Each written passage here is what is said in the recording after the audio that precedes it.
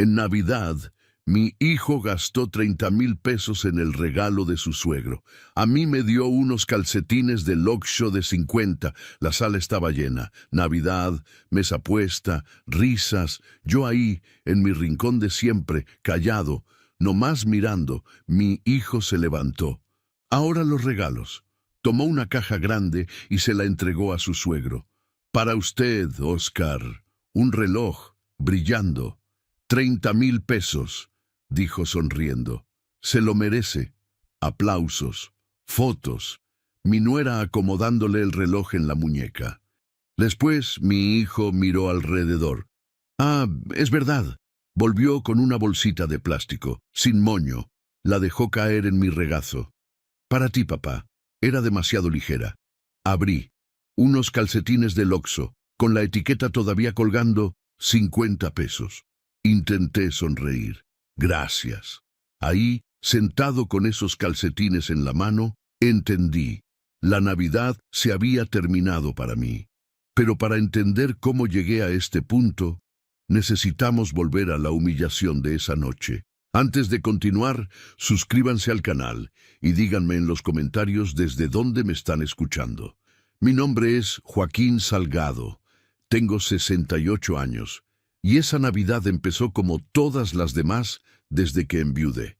Silenciosa, vacía, soportable. La casa olía a pino y canela cuando llegaron. Marco llegó primero, con esa prisa que siempre trae desde que se casó. Silvia venía atrás, cargando cajas envueltas en papel brillante. Muchas cajas.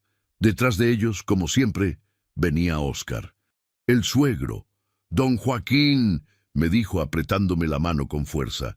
Cada año su casa se ve mejor. No era cierto, la casa se veía igual, pero Oscar siempre habla así, con palabras que suenan bien, pero no significan nada. Pasen, les dije, haciéndome a un lado. Marco ni me miró. Fue directo a la sala, dejó su saco en el sillón donde yo suelo sentarme y empezó a revisar su teléfono. Silvia pasó de largo, acomodando las cajas bajo el árbol que yo mismo había decorado 2 días antes, sola, con mis manos temblorosas. ¿Necesitas ayuda, papá?, preguntó Marco sin levantar la vista. No, hijo, ya está todo listo. Mentira. Todavía faltaba calentar la pierna de cerdo. Todavía faltaba sacar los platos buenos. Todavía faltaba poner la mesa. Pero aprendí hace tiempo que es mejor decir que no cuando Marco pregunta, porque cuando dice que sí, lo hace con esa cara de otra vez tengo que ayudarte. La cocina estaba caliente, el horno llevaba 2 horas encendido. Me sequé el sudor de la frente con el dorso de la mano y abrí la puerta para revisar la carne. El olor a especias y naranja llenó el espacio. Mi esposa hacía esta receta cada Navidad. Yo nunca presté atención. Ahora la hago de memoria, tratando de que sepa igual. Nunca sabe igual. «Papá, ¿dónde están los vasos?», gritó Silvia desde el comedor. «En el mismo lugar de siempre», respondí. «Ay, ya sé. Pero es que Oscar quiere agua mineral y no sé si tengas». «En el refrigerador». Escuché sus tacones contra el piso. Luego el refrigerador abriéndose, luego su voz de nuevo. «Papá, esta agua está caliente. Acabo de comprarla esta mañana». «Pues no está fría». No dije nada. Saqué la pierna del horno, la puse sobre la barra y empecé a cortarla en rebanadas. El cuchillo todavía estaba afilado. Ese cuchillo me lo regaló Marco hace 10 años, cuando todavía me regalaba cosas que no salían del oso. «Huele rico, don Joaquín», dijo Oscar apareciendo en la puerta de la cocina con un vaso en la mano. «¿Puedo ayudar en algo?» «No, gracias. Ya casi termino. Usted siempre tan trabajador.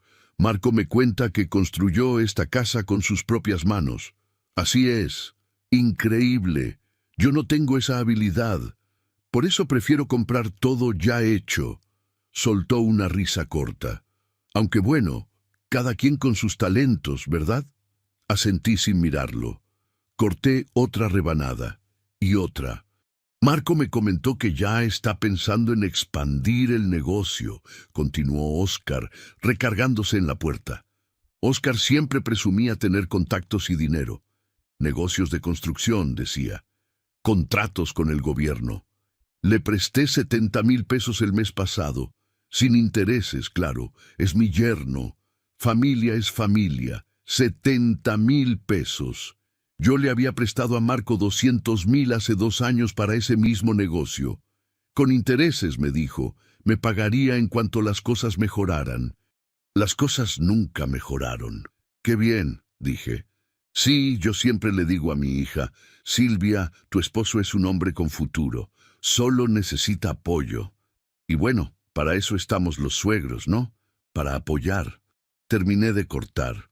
Limpié el cuchillo. Lo guardé en su lugar. La cena está lista, anuncié. Cuando todos se sentaron a la mesa, yo me quedé en la cabecera, el lugar que siempre ocupé, el lugar desde donde vi crecer a Marco, desde donde consolé a mi esposa cuando se enteró de que estaba enferma, desde donde comí solo tantas noches después de que ella se fue. Ahora ese lugar se sentía extraño, como si ya no me perteneciera. Marco sirvió el vino. Silvia repartió las servilletas. Óscar hizo un brindis largo sobre la familia y la unión. Yo levanté mi copa cuando todos levantaron la suya, pero no tomé. El vino me sabía amargo últimamente. «Papá, ¿no vas a comer?», preguntó Marco. «Sí, hijo, en un momento». Silvia se rió de algo que dijo Óscar. Marco le siguió la risa. Yo corté un pedazo de carne y lo llevé a mi boca. Masticaba, pero no sabía a nada. Afuera, los cohetes empezaban a tronar. Las luces navideñas de los vecinos parpadeaban al otro lado de la ventana. Adentro, en mi propia casa, yo me sentía como un invitado en el rincón, un invitado que ya no importa. Yo todavía no sabía que esa noche iba a doler tanto. La cena terminó entre risas que no eran mías. Marco se levantó primero, limpiándose la boca con la servilleta. Miró el árbol, luego nos miró a todos con esa sonrisa que usa cuando tiene algo preparado. «Bueno», dijo, frotándose las manos. «Llegó el momento que todos esperan». Silvia aplaudió. Óscar soltó una risa. Yo me quedé sentado con las manos sobre la mesa, sintiendo el peso de la comida en el estómago. «Este año hice las cosas diferentes», continuó Marco, caminando hacia el árbol. «Quise ser más específico con los regalos». Tomó la caja más grande. Era dorada, con un moño rojo brillante. La cargó con cuidado, como si fuera frágil. Se acercó directamente a Óscar. «Para usted, suegro». Óscar se llevó una mano al pecho, fingiendo sorpresa. «Ay, Marco, no debiste». «Claro que debí. Ábralo». El papel crujió cuando Óscar lo rasgó. Dentro había una caja negra de terciopelo. La sala se quedó en silencio. Hasta el ruido de los cohetes afuera parecía lejano. Óscar abrió la caja lentamente. Un reloj, plateado, con brillos, con esfera azul profunda y números dorados. De esos relojes que ves en vitrina y ni preguntas el precio. «Dios mío», murmuró Óscar. «Es un Citizen EcoDrive», explicó Marco, cruzándose de brazos con orgullo. 30,000 pesos. Lo vi y pensé, esto es perfecto para Óscar. 30,000 pesos. Las palabras flotaron en el aire como humo. Silvia se levantó de inmediato, tomó el reloj y se lo puso a su padre en la muñeca. «Te queda perfecto, papá». «No sé qué decir», dijo Óscar, mirando su muñeca como si acabara de ganar la lotería. «Marco, esto es demasiado». «Nada es demasiado para usted», respondió mi hijo. «Usted siempre ha estado ahí, siempre nos ha apoyado. Se merece esto y más».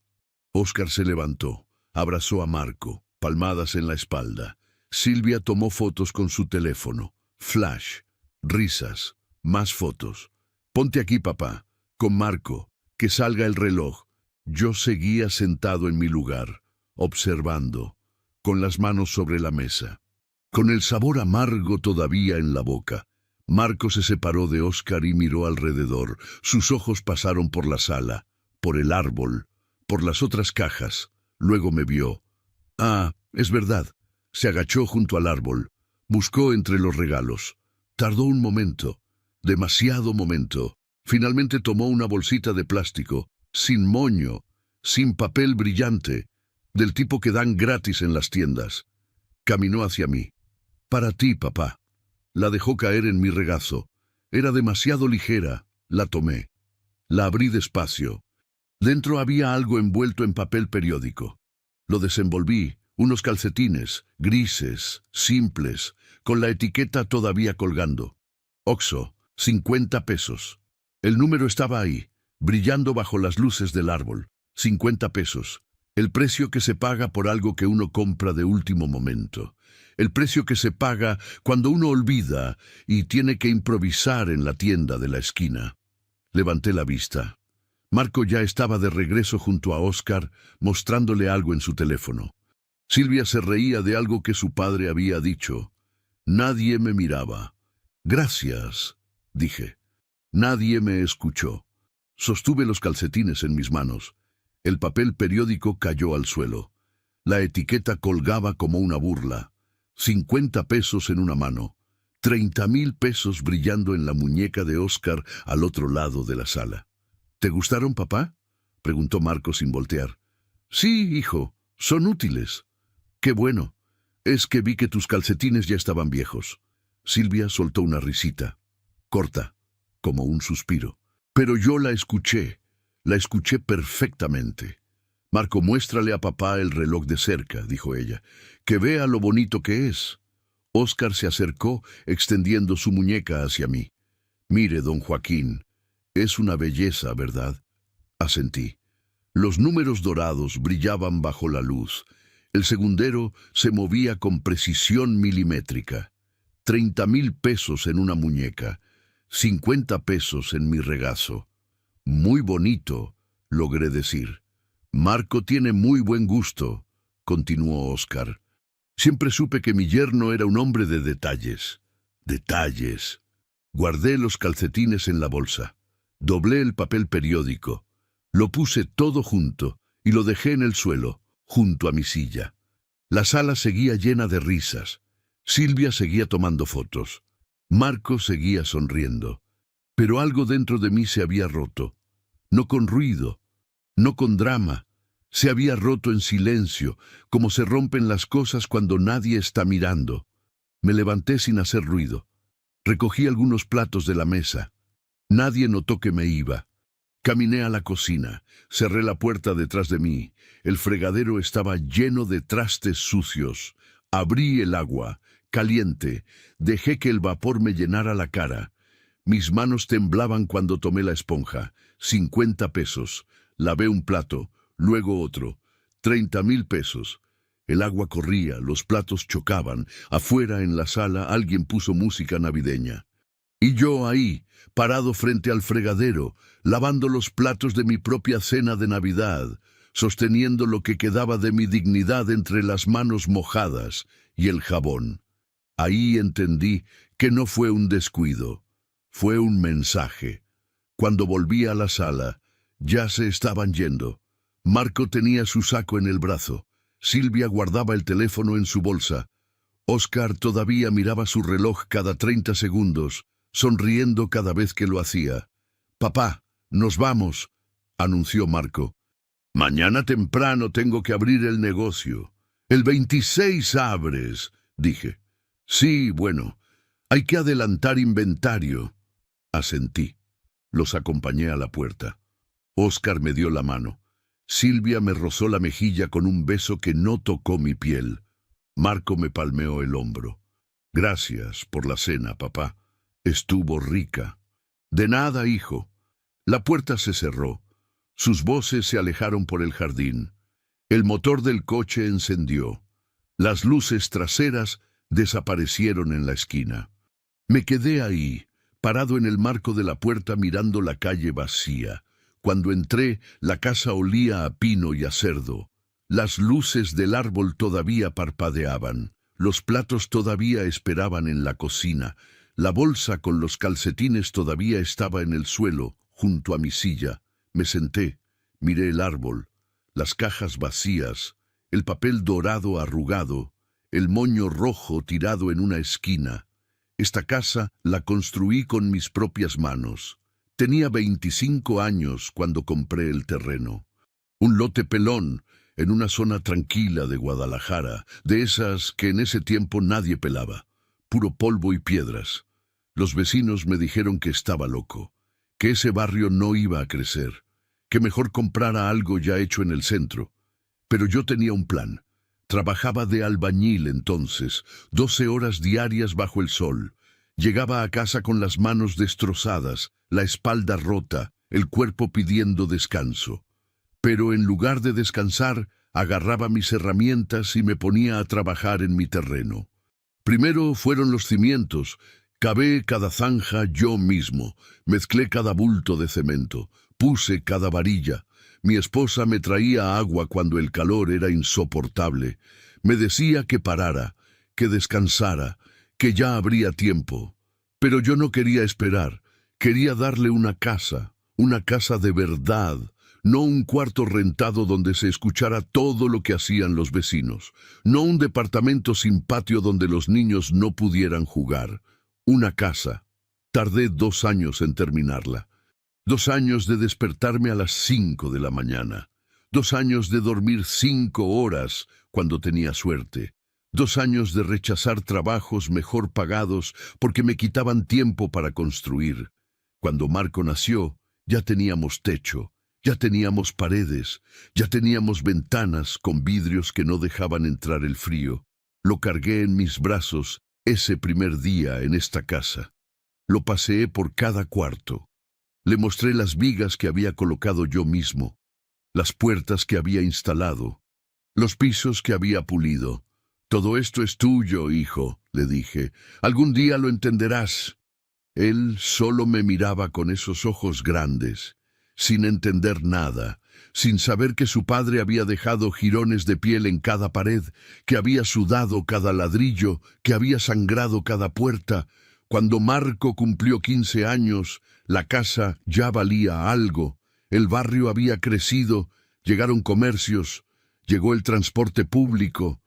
El lote pelón que había comprado por 40,000 pesos ahora estaba valuado en 1,600,000. Nunca se lo dije. Cuando Marco se casó con Silvia, yo ya estaba viudo. Mi esposa había muerto 2 años antes. Cáncer. Rápido. Cruel. Me dejó solo en esta casa que había construido para ella. Marco vino a visitarme una semana después de la boda. «Papá, necesito hablar contigo». Nos sentamos en la sala, en estos mismos sillones. «El negocio necesita capital», dijo. «Quiero poner una ferretería. Silvia y yo lo tenemos todo planeado. Solo nos faltan 200,000 pesos. 200,000 pesos. No lo pensé 2 veces. Era mi hijo, mi único hijo. Claro que iba a ayudarlo. Saqué el dinero de mis ahorros, los ahorros que había juntado durante 30 años de trabajo, los ahorros que iba a usar para arreglar el techo, para pintar las paredes, para cambiar las tuberías que ya goteaban. «Te lo voy a pagar, papá», me dijo, «con intereses. En cuanto el negocio arranque. No hay prisa, hijo, han pasado 2 años, nunca me pagó ni un peso. La ferretería está funcionando, no va bien, pero funciona. Lo suficiente para que Marco se compre un coche nuevo cada 2 años. Lo suficiente para que Silvia cambie de celular cada 6 meses. Lo suficiente para que le compren un reloj de 30,000 pesos a Oscar, pero no lo suficiente para pagarle a su padre». Me levanté del sillón, caminé por la casa, toqué las paredes. Estas paredes que siguen en pie porque yo las levanté bien. Estas paredes que aguantaron 2 terremotos. Estas paredes que vieron crecer a Marco, que vieron morir a mi esposa, que me vieron quedarme solo. Entré a mi habitación, abrí el cajón de la cómoda, saqué la carpeta donde guardo todos mis documentos importantes. Escrituras. Joaquín Salgado, propietario único. Mi nombre, solo mi nombre. escrito con tinta negra en papel oficial. Pasé los dedos sobre las letras, sobre mi nombre, sobre la palabra propietario. Marco nunca preguntó por esto, nunca preguntó a nombre de quién estaba la casa, nunca preguntó si yo había hecho testamento, simplemente asumió que algún día esto sería suyo, porque él es mi hijo, porque así funcionan las cosas, porque yo soy viejo y los viejos no duran para siempre. Guardé la carpeta, cerré el cajón, salí al patio. La noche estaba fría. Los cohetes seguían tronando en algún lugar lejano. Me senté en la banca que había construido bajo el árbol de aguacate, el mismo árbol que planté cuando Marco era un bebé. Ahora daba frutos, grandes, verdes, buenos. Marco se los llevaba cada vez que venía, los metía en una bolsa y ni siquiera decía gracias. Lo que ellos olvidaron es que nada de eso dejó de ser mío. 3 días después de Navidad, Marco vino a la casa sin avisar. Llegó con Silvia. Ella traía una charola con tamales. Marco traía esa sonrisa que usa cuando necesita algo. Papá, te trajimos el desayuno, dijo, levantando la charola como si fuera un regalo. Ya desayuné. Bueno, pues estos son para después. Entraron. Se sentaron en la sala. Marco puso los pies sobre la mesita de centro. Silvia revisaba su teléfono. Yo me quedé de pie, esperando. ¿Querías algo, hijo? No, papá, solo veníamos a visitarte. Mentira. Marco nunca viene solo a visitarme. Siempre viene cuando necesita algo. Dinero, herramientas, que le cuide la casa cuando se van de viaje. Voy a hacer café, dije. No te molestes, papá, ya tomamos en el camino. Me senté en mi sillón. El silencio se instaló entre nosotros. Pesado, incómodo. Oye, papá, dijo Marco finalmente, con un tono que intentaba sonar preocupado. No te asustes, pero quería preguntarte algo. Ahí estaba. ¿Tú has pensado en, ya sabes, dejar todo en orden? ¿En orden? Sí, los papeles, las escrituras, el testamento, para que no haya problemas cuando ya no estés, cuando ya no esté. 3 días después de regalarme calcetines de 50 pesos, mi hijo venía a hablar de mi muerte. No he pensado en eso, mentí. Es que mira, papá, es importante tener todo en orden, para que no haya problemas después. Silvia dejó de mirar su teléfono. Me observaba con esos ojos que siempre me hacían sentir estudiado. ¿Qué tipo de problemas?, pregunté. Pues ya sabes, trámites, impuestos. Si no dejas todo claro, el gobierno se queda con parte de la herencia. Y sería una lástima que esta casa, que se perdiera por cuestiones legales. La casa, siempre la casa. Entiendo. Yo conozco un notario muy bueno, continuó Marco. Te podría hacer el testamento en una semana. Sale como en 5,000 pesos. Barato, considerando que protege un patrimonio de más de 1,600,000. Silvia asintió. Es lo mejor, don Joaquín. Así Marco no tendría que pelear con nadie después. Todo quedaría limpio. ¿Pelear con quién? Yo solo tengo un hijo. Lo voy a pensar, dije. Está bien, papá, no hay prisa. Bueno, sí hay un poco de prisa. El notario me dijo que en enero suben los precios. Pero tú decides. Se quedaron 1 hora más, hablando de sus planes, de la ampliación que querían hacer en la ferretería, de las cuentas que tenían que pagar, del coche de Silvia que necesitaba llantas nuevas. Nunca preguntaron cómo estaba yo. Cuando se fueron, me quedé sentado en la sala, mirando las paredes, escuchando el silencio. Esa noche no pude dormir. Me levanté a las 3 de la mañana. Caminé por la casa a oscuras, toqué cada pared, cada puerta, cada mueble que había comprado con mi trabajo. A las 7 sonó mi teléfono. Era Marco. Papá, ¿puedo pasar en la tarde? Olvidé unas herramientas en el patio. Claro, hijo, llegó a las 5. Entró directo al patio. Yo estaba en la cocina preparando la cena. Escuché voces. Marco no venía solo. Me asomé por la ventana. Óscar estaba con él. Caminaban por el jardín. Marco señalaba. Óscar asentía. Hablaban, pero no alcanzaba a escuchar qué decían. Me acerqué a la puerta del patio. La dejé entreabierta. «Es un buen terreno», decía Óscar. «¿Cuántos metros son?» 350 metros cuadrados, respondió Marco. «Bien ubicado, a 2 cuadras de la avenida principal». «¿Y tu papá ya firmó el testamento?» «Todavía no, pero va a hacerlo. Solo necesita tiempo para acostumbrarse a la idea». Óscar se rió. «Es que los viejos son así. Se aferran a sus cosas como si fueran a vivir para siempre. Lo sé, pero tiene que entender que esto es lo mejor para todos. Además, ya no puede mantener la casa solo. ¿Viste cómo está el jardín? ¿Las goteras en el techo? En unos años, esto va a estar cayéndose». «¿Y entonces qué harías?», preguntó Óscar. «¿La venderías o la remodelarías?» Mi corazón se detuvo. «Dependería del mercado», dijo Marco. «Ahorita vale como 1.600.000. Pero si la remodelas bien, le sacas 2 millones, fácil. O la podemos tumbar y construir un edificio de departamentos.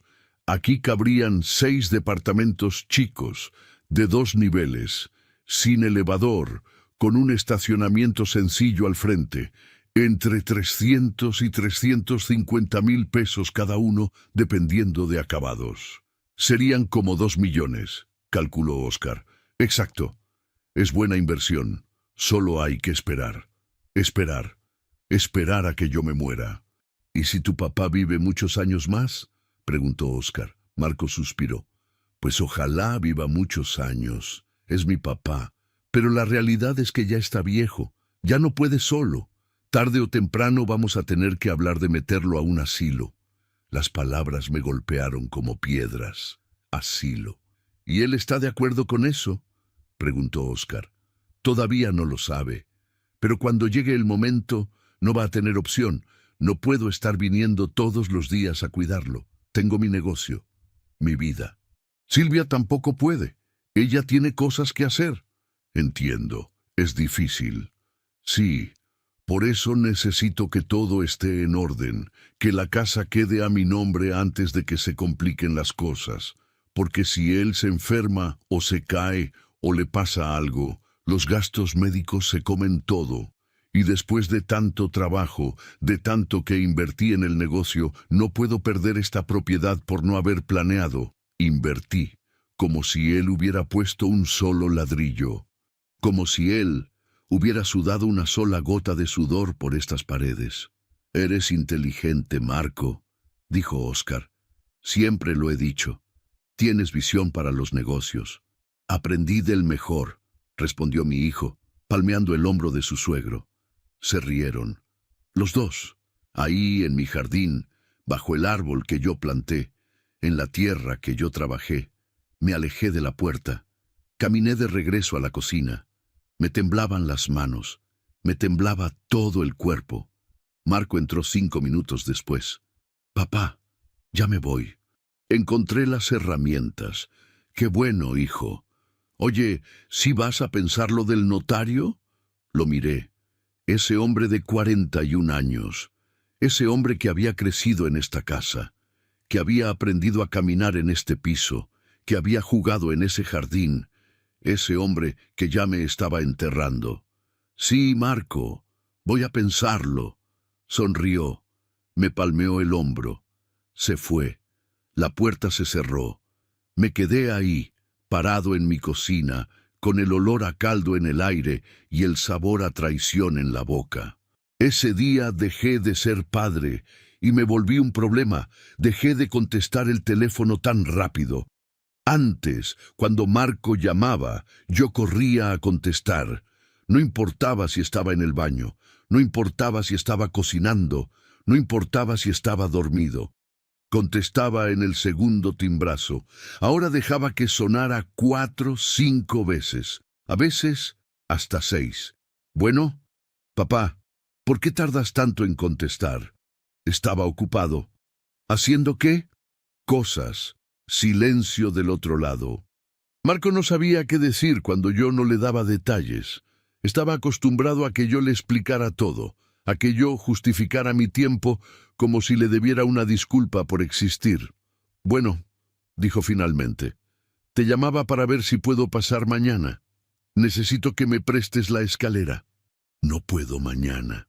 ¿Por qué no? Tengo una cita. ¿Una cita? ¿Con quién? Con el doctor.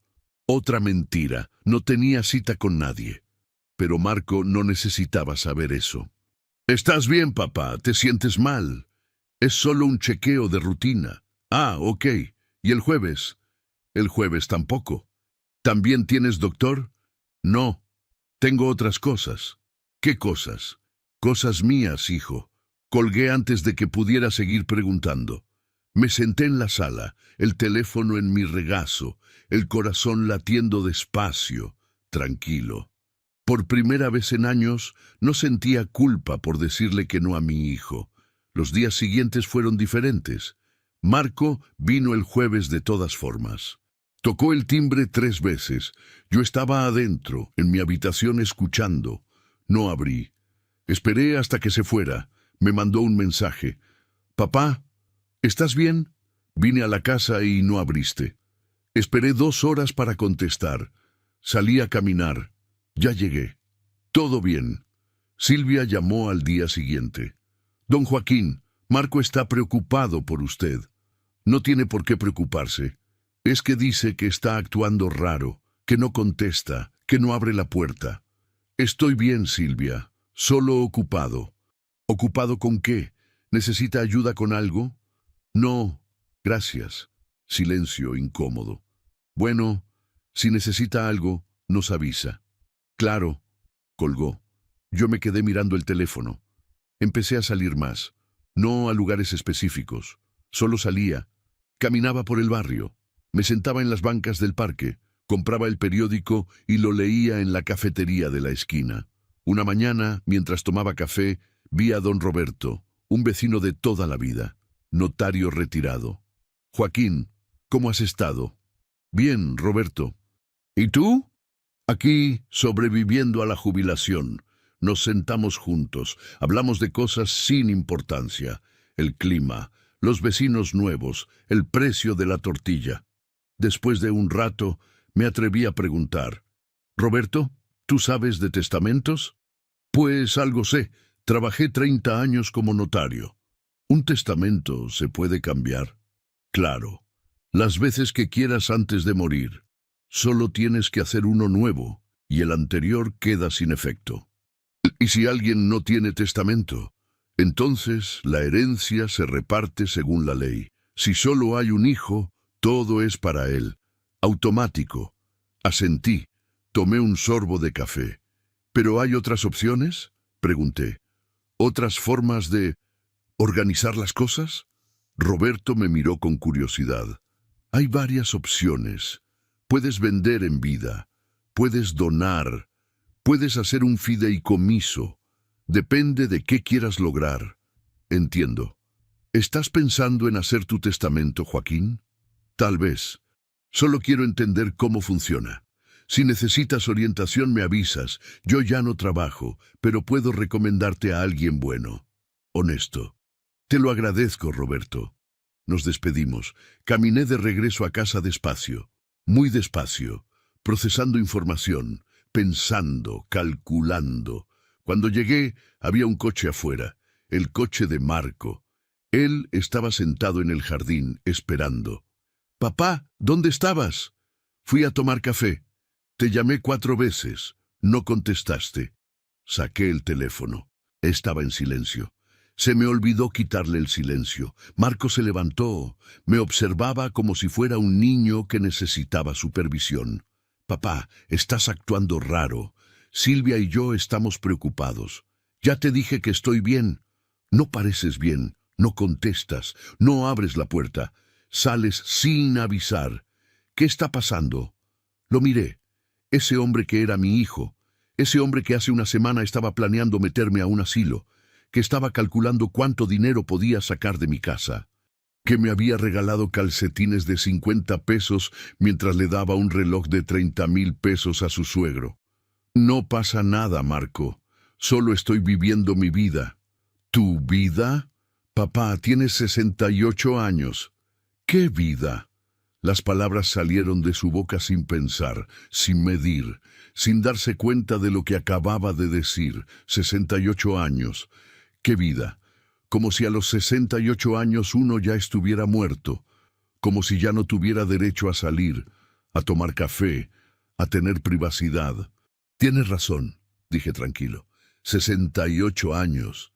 Pero mientras tenga esos años, voy a hacer lo que quiera con ellos. No me refería a... Sé exactamente a qué te referías, hijo.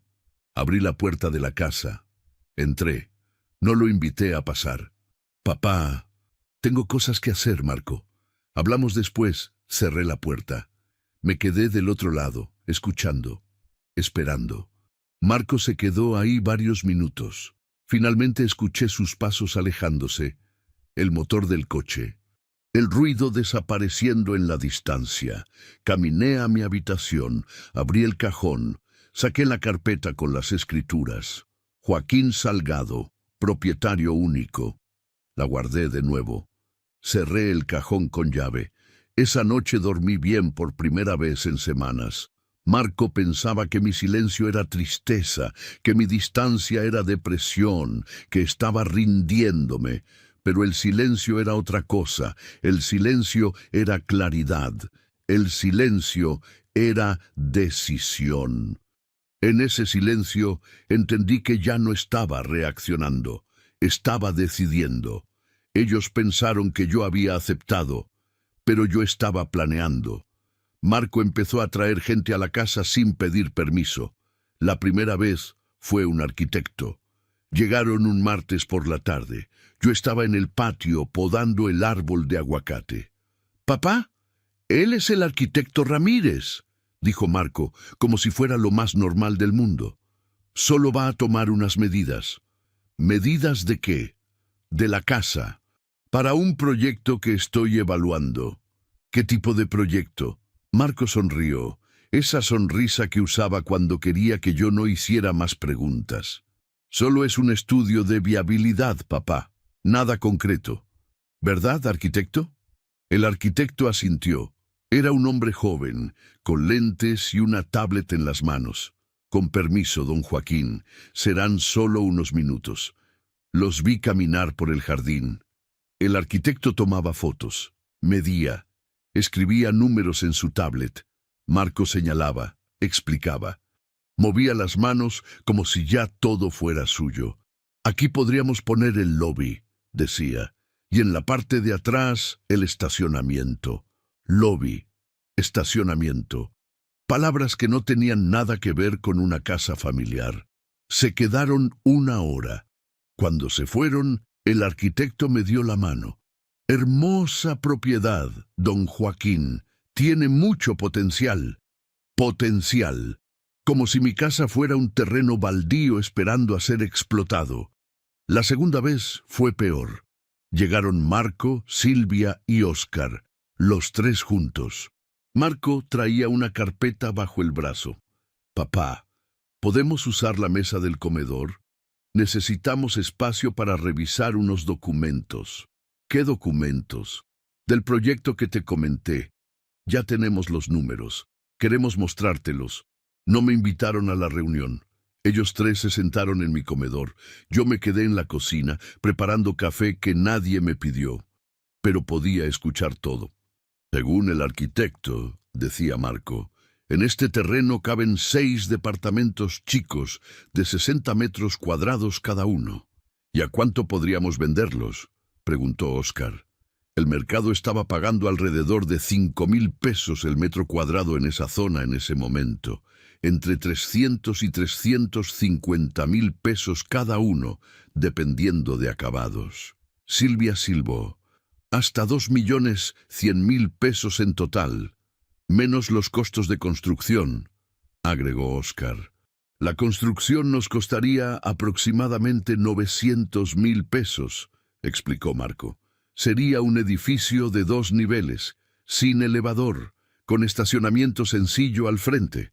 Eso nos deja una ganancia de más de 1 millón de pesos». Más de 1 millón de pesos. Hablaban de números como si ya fueran reales, como si la casa ya estuviera tumbada, como si yo ya estuviera muerto. ¿Y el terreno?, preguntó Oscar. ¿Cuánto vale ahorita? 1.600.000 pesos. Pero no lo vamos a vender. Lo vamos a aprovechar. Inteligente, dijo Oscar. Muy inteligente. Aprendí de usted, suegro. Se rieron. Los tres. Yo me quedé en la cocina, con el café que nadie iba a tomar, escuchando cómo repartían mi patrimonio como si fuera un pastel. ¿Y tu papá?, preguntó Silvia en voz baja. ¿Ya aceptó hacer el testamento? Todavía no. Pero no importa. Ya hablé con el notario. Me explicó que si no hay testamento, de todas formas, todo me toca a mí por ley. Soy hijo único. ¿Y eso cuánto tarda? Depende. Si él fallece sin testamento, hay que hacer un juicio sucesorio. Tarda como 6 meses, pero al final todo queda a mi nombre. 6 meses es mucho, dijo Oscar. En ese tiempo, el mercado puede cambiar. Lo sé. Por eso sería mejor que firmara el testamento ahora. Así todo sería más rápido cuando llegue el momento. Cuando llegue el momento. Mi muerte era solo un trámite que estaba retrasando sus planes. ¿Y si lo convences de que te dé la casa en vida?, sugirió Silvia. Hay una figura legal para eso, ¿no? Se llama donación, explicó Marco. Pero tiene un problema. Si él me dona la casa, yo tengo que pagar impuestos inmediatamente. En cambio, si la heredo, los impuestos son menores. Ah, claro. Entonces mejor esperamos. Mejor esperamos. Esperaban a que yo me muriera para ahorrar impuestos. Me alejé de la puerta. Salí al patio por la puerta trasera. Necesitaba aire. Necesitaba espacio. Me senté en la banca. El sol de la tarde calentaba las piedras. Las hojas del aguacate se movían con el viento. Construí esta casa para mi familia, para que tuvieran un lugar seguro, un lugar propio, un lugar donde pudieran crecer sin preocuparse por rentas o desalojos. Nunca imaginé que ese lugar se convertiría en una inversión, en una calculadora de ganancias, en un motivo para desearme muerto. Escuché la puerta abrirse, pasos en el jardín. Marco venía hacia mí. «Papá, ¿estás bien?» «Sí, hijo, solo tomando aire». Se sentó a mi lado, puso una mano en mi hombro. «Oye, papá, sé que has estado pensando en lo del testamento». «Sí». «¿Ya decidiste algo?» «Todavía no». Marco suspiró. No de tristeza, de impaciencia. Es que mientras más tardes, más complicado se vuelve todo. El notario me explicó que a tu edad, las cosas pueden pasar en cualquier momento. A tu edad, las cosas pueden pasar. Me estaba diciendo sin decirlo que me estaba acabando el tiempo. Entiendo, Marco. Entonces sí vas a hacerlo. Lo voy a pensar. Pero papá, dije que lo voy a pensar. Mi tono fue más duro de lo que pretendía. Marco se levantó. Está bien, tómate tu tiempo, pero no tardes mucho, ¿sí? Regresó adentro. Escuché voces, risas, después el sonido de la puerta cerrándose. Los tres se fueron. Me quedé sentado en la banca hasta que el sol se ocultó completamente. Cuando entré a la casa, vi la carpeta que Marco había dejado en la mesa del comedor. La abrí. Planos, renders, presupuestos, un edificio de 6 departamentos, moderno, con fachada de cristal, de 2 niveles, con estacionamiento al frente, sobre mis paredes, sobre mi jardín, sobre el árbol que planté cuando Marco nació.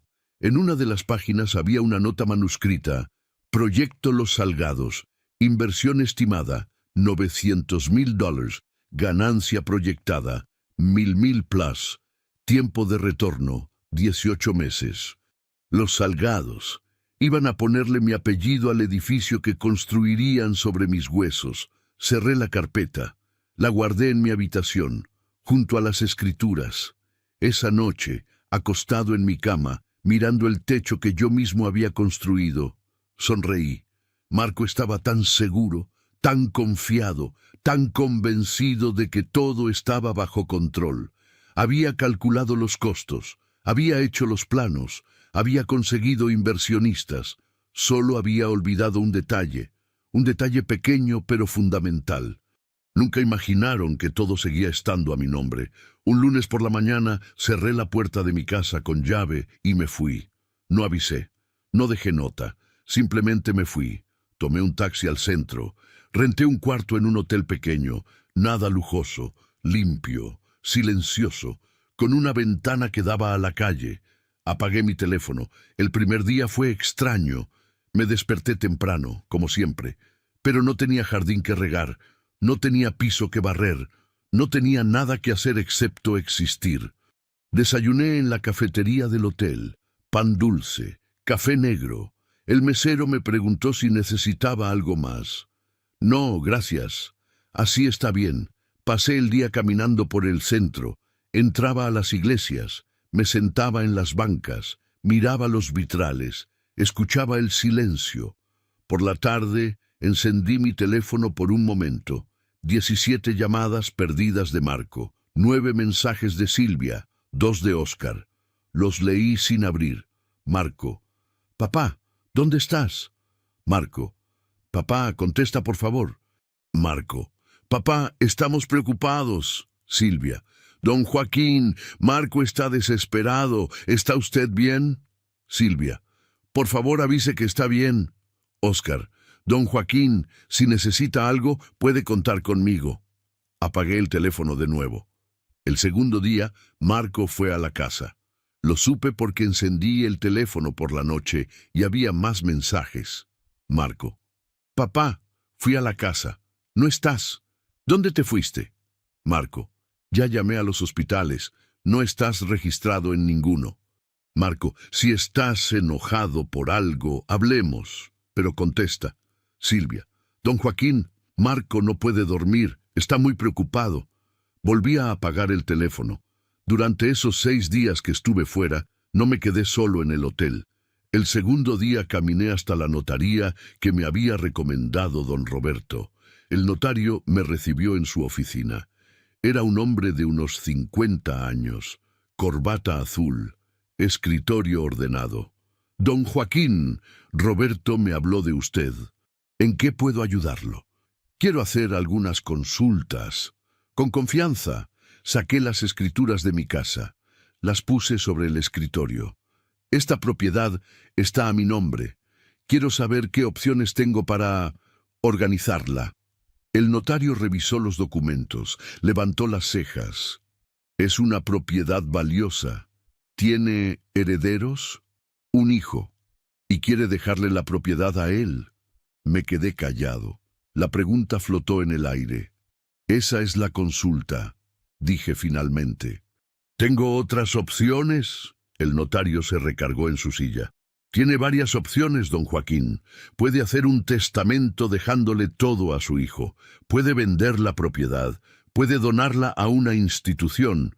Puede crear un fideicomiso con condiciones.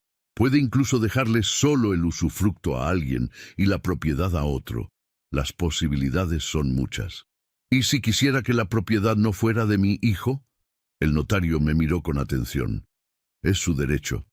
Usted es dueño y puede disponer de su patrimonio como mejor le parezca. Su hijo no tiene derecho legal sobre esa propiedad mientras usted viva.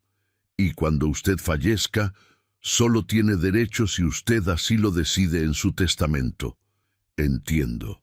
¿Puedo preguntarle por qué considera no dejársela a su hijo? Lo pensé. Podía contarle todo.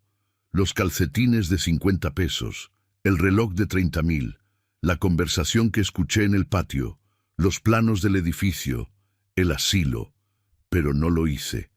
Digamos que tengo mis razones. El notario asintió, no preguntó más. Necesito tiempo para decidir, dije. Pero quería saber que existen opciones. Existen, don Joaquín. Y cuando esté listo, yo lo ayudo con lo que necesite. Los días siguientes fueron una mezcla de consultas, trámites y momentos de silencio.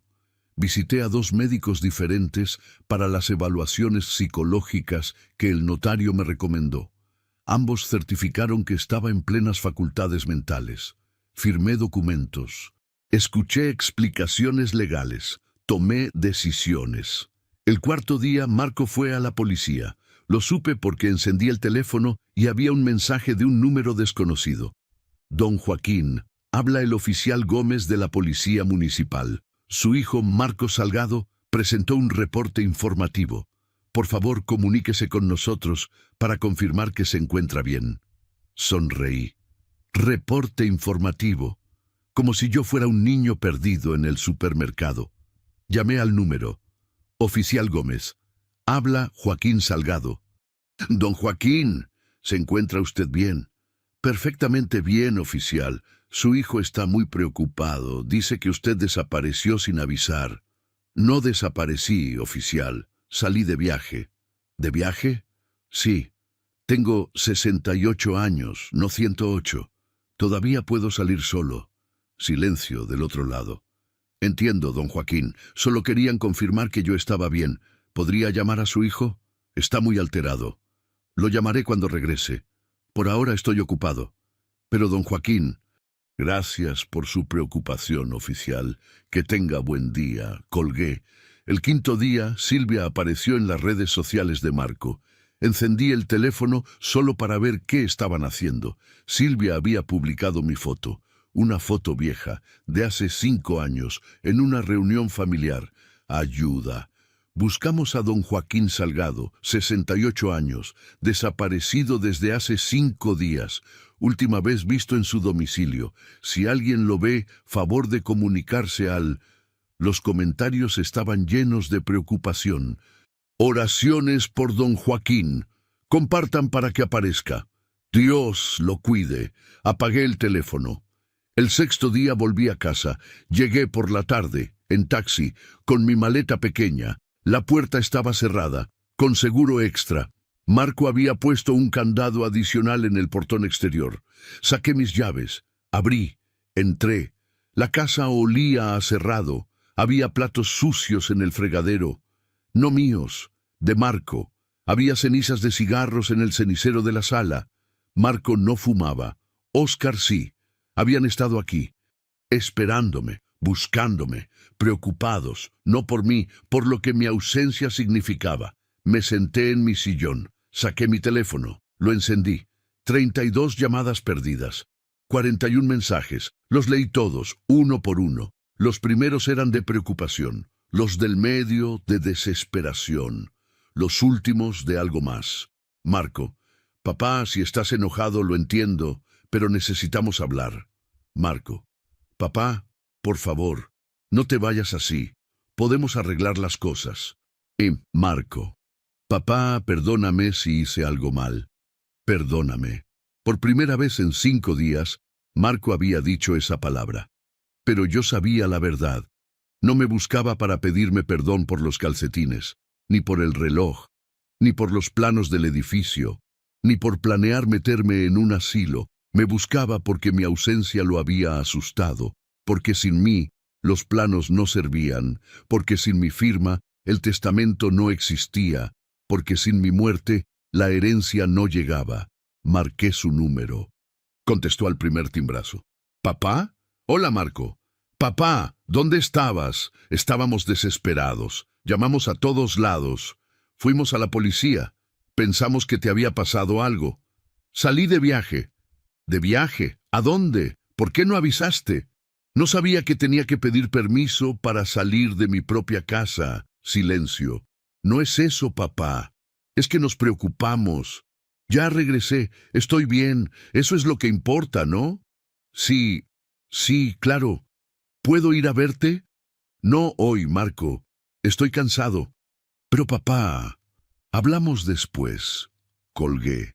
Me quedé sentado en mi sillón, en mi sala, en mi casa, la casa que yo construí, la casa que todavía era mía, la casa por la que Marco había llamado a la policía, no porque me amara, sino porque me necesitaba vivo hasta que firmara los papeles correctos. Afuera, el sol se estaba poniendo. Las sombras se alargaban en el piso. Sonreí. Cuando me buscaron, ya no era para pedirme perdón. Pasaron 2 semanas desde que volví a casa. Y entonces Marco apareció. Tocó la puerta con suavidad, como si tuviera miedo de molestar. Abrí. «Hola, papá». «Marco, ¿puedo pasar?» Me hice a un lado. Entró despacio. Miraba alrededor como si la casa fuera diferente, como si algo hubiera cambiado. Algo había cambiado, pero él todavía no lo sabía. Nos sentamos en la sala, Marco en el sillón donde siempre se sentaba, yo en mi lugar de siempre. «Papá, quiero hablar contigo». «Te escucho». Se frotó las manos, nervioso. Era extraño verlo así. Marco nunca era nervioso. «Estos días que no supimos de ti fueron horribles. De verdad pensé que te había pasado algo, que te habías caído, que estabas en un hospital, que... No sé. Pensé lo peor. Ya ves que no». «Sí, gracias a Dios». Hizo una pausa. «Papá, si hice algo que te molestó, dímelo. Podemos hablarlo». «¿Cómo qué?» «No sé, tal vez...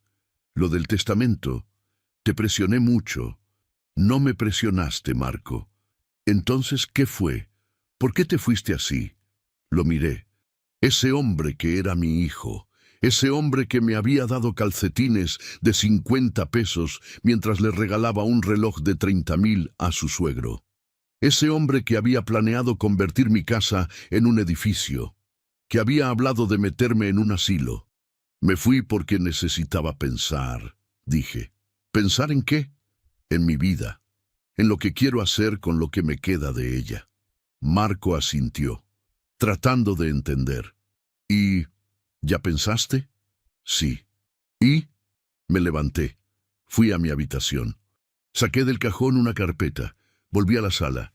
La puse sobre la mesita de centro. Marco la miró. «¿Qué es eso?» «Ábrela». Tomó la carpeta. La abrió. Empezó a leer. Vi cómo su rostro cambiaba, de curiosidad a confusión, de confusión a incredulidad, de incredulidad a algo que nunca había visto en él, miedo. «¿Qué es esto, papá?» «Es una escritura de donación con reserva de usufructo vitalicio». «Ya veo que es una escritura, pero... ¿donación a quién?» «A un asilo de ancianos de Guadalajara, con fundación registrada. Les doné la nuda propiedad y la fundación lo aceptó por escrito, aún con usufructo vitalicio. La fundación lo aceptó porque no tienen prisa. Su misión es cuidar ancianos a largo plazo. Yo me quedé con el usufructo vitalicio y todo quedó inscrito en el registro público. Después de mi muerte, la propiedad pasa completamente a ellos para dar refugio a ancianos abandonados por sus familias». Silencio. Un silencio tan profundo que podía escuchar mi propio corazón latiendo. «No entiendo», dijo Marco finalmente, con voz temblorosa. «Es simple. La casa ahora es propiedad de la fundación. Yo conservo el derecho de vivir aquí hasta que muera. Después, pasa completamente a ellos para dar refugio a ancianos abandonados por sus familias. Pero papá, esta casa es mía, Marco. Era mía, y decidí qué hacer con ella». Se puso de pie. Las manos le temblaban. «No puedes hacer eso. Esa casa es mi herencia, es de la familia. Tú no construiste esta casa, yo sí. Tú no sudaste cada ladrillo, yo sí. Tú no te desvelaste cada noche trabajando para terminarla, yo sí. Pero soy tu hijo». «Lo eres. Y por eso esperé tanto para tomar esta decisión». Marco caminó por la sala, de un lado a otro, respiraba rápido. «No, no, no. Esto no puede ser legal. Hay que impugnarlo, hay que... Es completamente legal, Marco. El notario Ramírez, el mismo que me recomendó don Roberto, se aseguró de eso. Tengo evaluación psicológica de 2 médicos certificando que estoy en plenas facultades mentales. Tengo testamento público abierto para el resto de mis bienes, además de la donación de la casa. Tengo cartas explicando mis razones. Todo está protocolizado ante el registro público de la propiedad. Tengo derecho a disponer de mi propiedad como yo decida. Pero no tenías derecho a hacer esto sin consultarme. ¿Consultarte? Me levanté.